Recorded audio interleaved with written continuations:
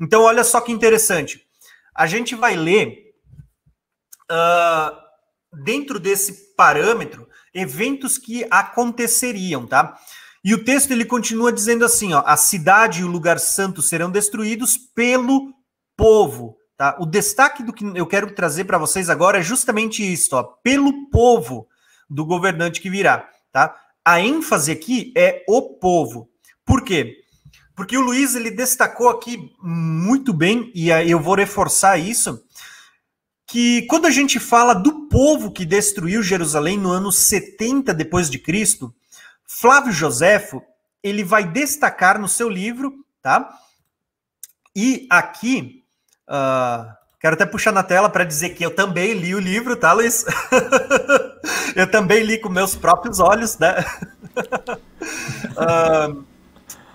Eu li, lendo esse livro, a gente vê que na história, Flávio Joséfo, ele vai contar como foi a destruição do templo de Jerusalém no ano 70. E um dos detalhes que aqui eu vou trazer só a título de informação, não tem a ver com as 70 semanas, Flávio Joséfo diz que o templo foi atacado e destruído exatamente no mesmo dia do ano em que ele tinha sido destruído quando Nabucodonosor invadiu para destruir o templo lá no cativeiro que o povo foi levado para a Babilônia. No mesmo dia, tá?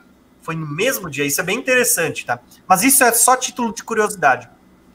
O que eu quero destacar é que Flávio Joséfo, ele vai dizer que o povo que destruiu, né, foram árabes e sírios, tá? Talvez você até se pergunte... Talvez você se pergunte, tá, mas assim, ó, não foi os romanos que invadiram Jerusalém? Né? Não foi os romanos que estavam sendo liderados por Titus, né, ou por Tito, que destruiu no ano 70? Só para vocês saberem da história, né, o cerco durou, começou no ano 66 e terminou no ano 70.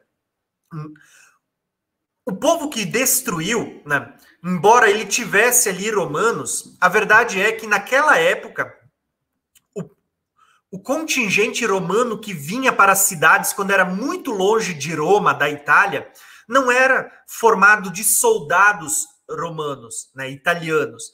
Pelo contrário, eram soldados arregimentados das nações mais próximas, vizinhas.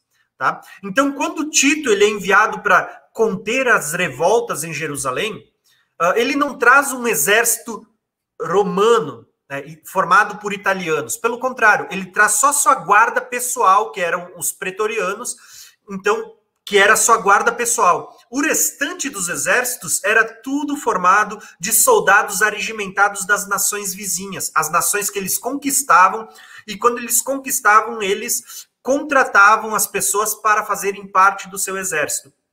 Então, só para vocês terem uma ideia, as nações vizinhas eram formadas por sírios, árabes, egípcios e todo esse povo, tá? E aqui vocês vão começar a ver o pano de fundo da profecia que o Luiz leu para nós, né? Do povo que não deveria ter tratado, né? Ter se alegrado no dia da maleza do povo de Israel, né?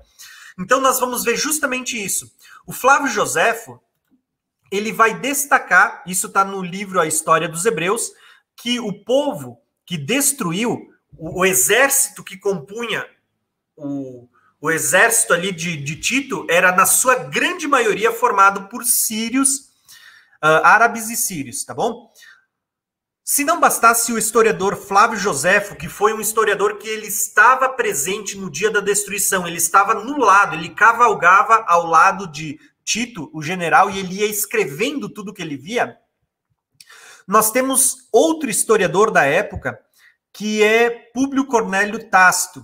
E aqui eu separei um trechinho do texto dele, do escrito dele, onde ele diz assim, ó, ele vai falar das legiões que foram arregimentadas para conter a revolta em Jerusalém. E ele diz assim, ó, fala das legiões da formação do exército romano que cercou Jerusalém, tá? Tito César encontrou na Judéia 3 legiões, a 5ª, 10ª e a 15ª. E a estas ele acrescentou a 12ª da Síria, e alguns homens que pertenciam às legiões da 18ª e a 3ª, que ele havia retirado de Alexandria. Alexandria é Egito, tá? Esta força estava acompanhada por um poderoso contingente de árabes que odiavam os judeus com ódio comum de vizinhos, tá? Então aqui eu listei para vocês, ó, a 5ª, que era da Macedônia, da Judéia, a 10ª legião, que era a 10ª legião era do Estreito Marítimo da Síria, a 15ª da Síria, a 18ª que veio de Alexandria, Egito, a 3ª que veio da Síria e a 12ª que também veio da Ásia Menor da Síria. Então, só para os irmãos entenderem, nós vamos ver que os próprios historiadores da época, eles vão mostrar que o exército, o povo que destruiu a cidade e o templo, não foram os romanos em si, embora uma pequena parte do exército e o cara que estava no comando fosse romano, mas a maior parte do exército era formado por sírios, árabes, egípcios, né, eram os povos vizinhos, e como diz o historiador, que tinha ódio comum de vizinho. Tá? Se vocês lerem o livro do Flávio Joséfo ele vai declarar com essas palavras. Ele diz que no dia da destruição, o próprio Tito, ele dizia, não taquem fogo. E o que os sírios, os árabes ali, eles faziam? Iam lá e tacavam fogo. Ele dizia, não mata, não mata. E o povo ia lá e matava. Nem os próprios arregimentados ali das nações vizinhas davam ouvido ao que ele dizia. Pelo contrário, ali cumpriu-se justamente o que o Luiz acabou de ler, né? Eles saquearam, eles roubaram, eles fizeram tudo que não deveria ter sido feito. E é por isso que quando Jesus voltar, né, na sua vinda, haverá uma punição reservada, né, para Edom, para Ismael ali, enfim, nas profecias, por causa desse acontecimento. Isso aí, Luiz. Quer comentar aqui? Não, basicamente eu já tinha falado mais ou menos pelo profeta Obadias, mas aí você trouxe a parte histórica, né, dentro do livro de Joséfo. Eu já percebi também, pelos vídeos que eu gravei, que quando a pessoa está ligada a uma doutrina, não importa nada disso que a gente está falando, porque eles vão falar, né, já assim para os irmãos ficarem espertos, né, não ficarem desanimados. Às vezes você vai falar isso com tanta empolgação para um adventista, e eles pegam mesmo o livro de Flávio Joséfo para falar que foram os romanos que destruíram o templo, então o anticristo vai ser um papa, né? E a marca da besta vai ser um decreto dominical e toda aquela coisa horrorosa lá que vocês sabem. E aí você mostra esses fatos históricos com mais precisão e eles falam, não importa, o que importa é o reino que estava no comando. Então o que significa a profecia, o povo do príncipe que há de vir? O que significa isso? Como se não bastasse, a palavra de Deus mostra a direção do anticristo, em que lugar do mundo ele se levanta, em que cidade, para onde que ele vai e o reino que ele conquista. Só que precisa dos profetas pequenos, que eles não dão valor. Se você ler o profeta Abacuque, esse profeta ele pega aqui Daniel 8. Nós estamos em Daniel 8. Aí você pega Abacuque, é uma lupa dentro de Daniel 8. É um zoom. Aí você pega Naum. Nossa, Naum fala da onde o anticristo está saindo. Fala de ti, ó Nínive, saiu um que maquina o mal contra o Senhor, um conselheiro vil. E ainda está falando de um povo que maquina o mal contra o Senhor. E quem que é o conselheiro vil e aquele que maquina o mal contra o Senhor? E para a gente saber que é para o final do dia, está escrito assim, eis que vem o dia do Senhor, várias vezes em Naum. E aí tem uma parte ali que bate exatamente com o 6º selo. Tipo assim, porque vem o dia do Senhor e quem subsistirá? Sabe, aquela pergunta que está no final do 6º selo, para a gente ter certeza que Naum está profetizando o anticristo do fim. E olha que interessante, justo em Nínive, quem que edificou Nínive no passado? Nimrod. Quem que estava na Babilônia no futuro? Porque Nínive, né, Nínive e Babilônia tá ligado. Nabucodonosor. Da onde o anticristo vai se levantar? Do mesmo lugar. E não é só isso, tem outros textos dos profetas que mostram o anticristo vindo do lado do Oriente Médio. As nações que estão se unindo contra Israel são as que estão ao redor. Zacarias 14. Agora pergunta, onde que estão os italianos? O que o Papa tem a ver com a história?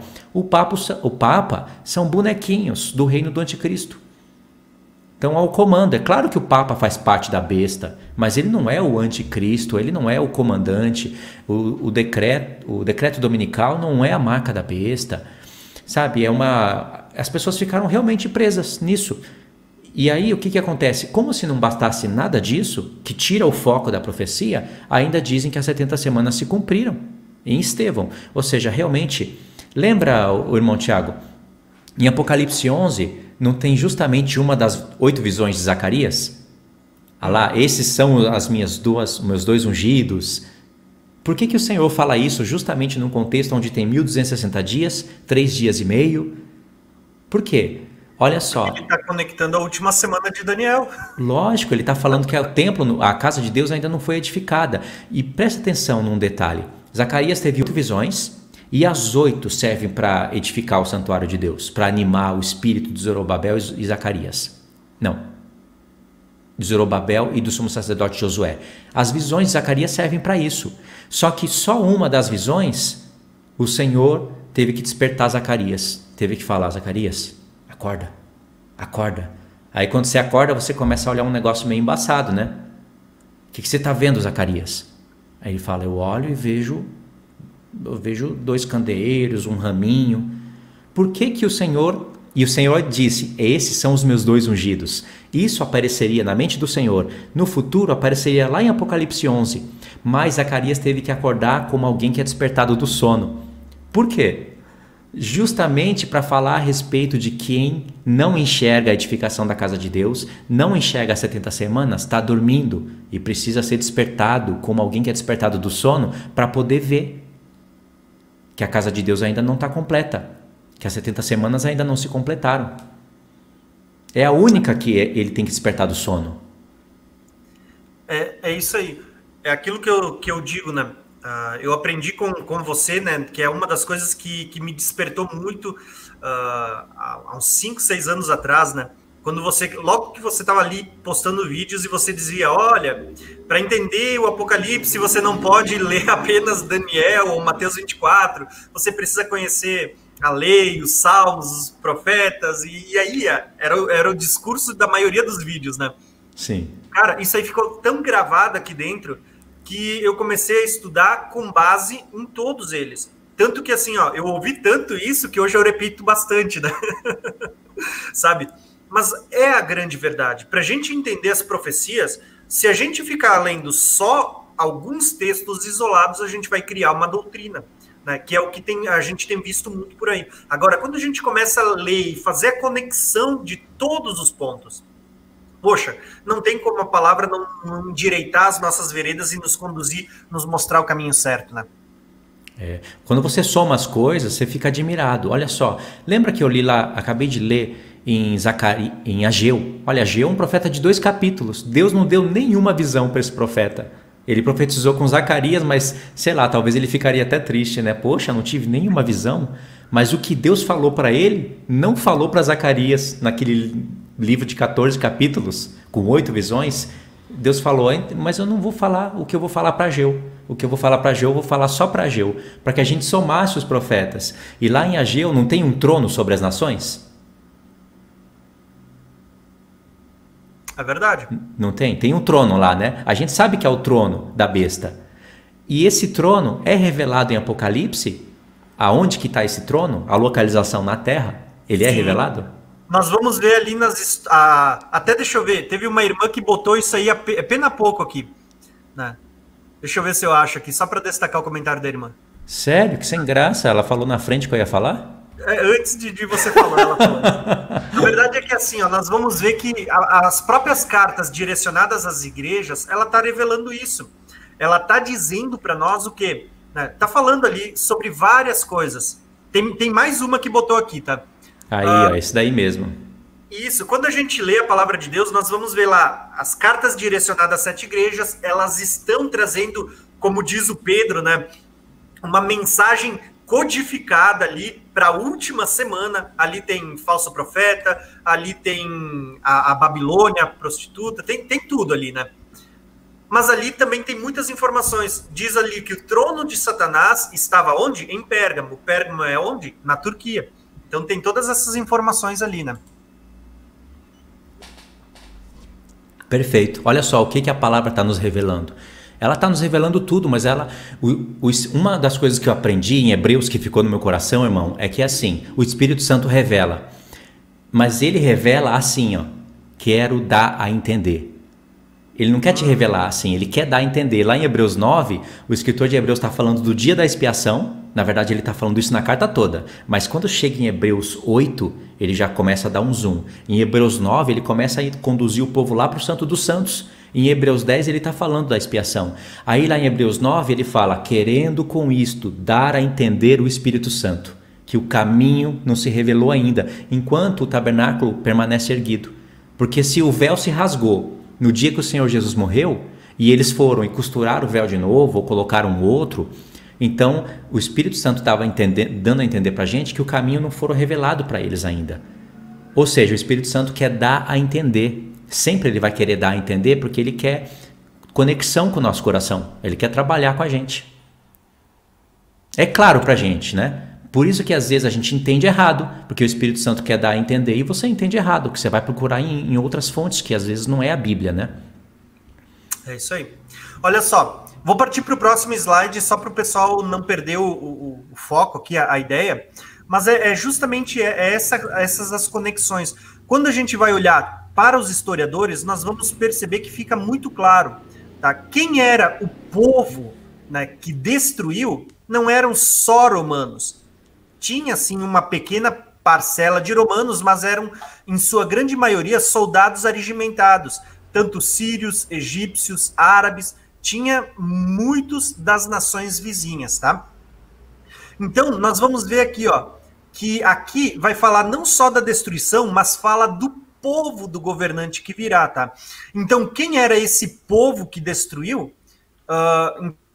Então, a gente já sabe, tinha sim romanos, mas em sua grande maioria eram sírios, árabes, egípcios, tá?